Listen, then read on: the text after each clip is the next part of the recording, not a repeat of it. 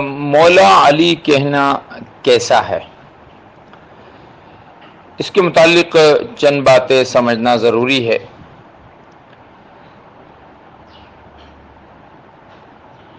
آپ علیہ الصلوۃ والسلام کی ایک صحیح حدیث ہے جس میں آپ نے فرمایا من کنت مولاہ فہذا علی مولاہ، میں جس کا مولا علی بھی اس کا مولا۔ یہ صحیح حدیث ہے۔ ایک ضعیف روایت میں ہے کہ حضرت عمر رضی اللہ تعالیٰ عنہ نے علی سے کہا کہ اے علی، اب تم ہر مومن مرد اور مومن عورت کے مولا ہو گئے۔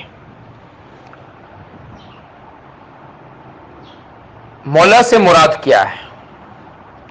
چونکہ یہ لفظ عربی میں استعمال کیا گیا ہے تو ہم عربی لغات کو اٹھائیں گے کہ عربی میں مولا کا لفظ کس معنی کے لیے استعمال ہوتا ہے۔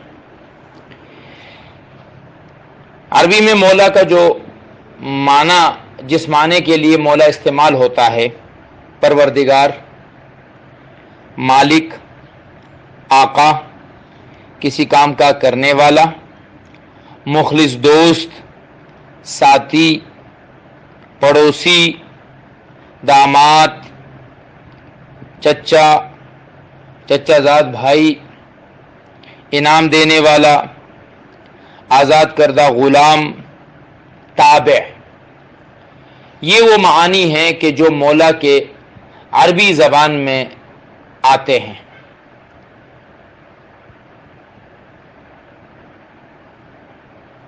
فارسی زبان میں مولا کا معنی کیا ہے؟ فارسی میں جب مولا کا لفظ بولا جاتا ہے تو اس کا معنی ہے غلام، مددگار، مالک، سردار، ہمسایہ۔ ہمارے ہاں جو مولانا کا لفظ استعمال کیا جاتا ہے اس سے مراد ہوتا ہے ہمارا سردار۔ اب ہم ان معانی کی طرف آتے ہیں کہ احادیث مطہرہ میں جو مولا کا لفظ استعمال ہوا ہے وہ کس معنی میں استعمال ہوا ہے۔ اگر ہم پروردگار کے معنی میں لے لیں تو یہ لفظ جو ہے یہ اسلام کی بنیادی اصول اور عقیدے کے خلاف ہے کہ من کنت مولاہ فہذا علی مولاہ، کہ میں جس کا پروردگار ہوں علی بھی اس کا پروردگار ہے۔ یہ تو معنی ہو ہی نہیں سکتا، نہ اسلامی عقیدے کے اعتبار سے اور نہ شیعی عقیدے کے اعتبار سے، کیونکہ شیعہ کیا جو رافضی ہیں وہ اگر علی کو مولا مانتے ہیں، پروردگار مانتے ہیں، نعوذ باللہ، تو وہ محمد صلی اللہ علیہ وسلم کو تو پروردگار نہیں مانتے۔ لہٰذا اگر علی کو یہاں مولا بمانا پروردگار کے مانا جا رہا ہے تو اس کے ضمن میں محمد علیہ الصلوۃ والسلام کو بھی پروردگار ماننا پڑے گا، جو کہ شیعوں کا بھی اور روافض کا بھی عقیدہ نہیں ہے۔ ان معانی کے علاوہ جو دوسرے معانی ہیں، ہمارے سردار، ہمارے دوست، ہمارے ساتھی، یہ جتنے بھی معانی ہیں یہ معانیوں کا یہاں پر لینا یہ درست ہے۔ ترجمہ یوں کریں گے کہ میں جس کا سردار علی بھی اس کا سردار، میں جس کا دوست علی بھی اس کا دوست، میں جس کا رفیق علی بھی اس کا رفیق، جو مجھ سے محبت کرتا ہے وہ علی سے محبت کرتا ہے۔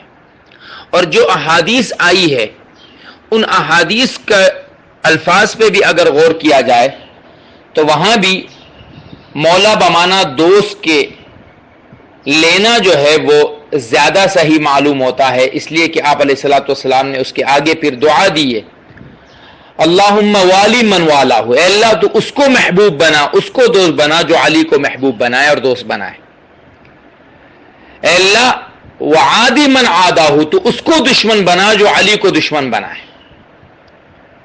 اگر مولا اس معنی کو اگر مولا کا معنی مراد لیا جائے تو یہ پوری امت کا متفقہ معنی ہوگا، اور یہی وہ معنی ہے کہ حضرت عمر رضی اللہ تعالیٰ عنہ نے فرمایا کہ اے علی تو میرا بھی دوست ہے اور ہر مومن مرد اور مومن عورت کا دوست ہے۔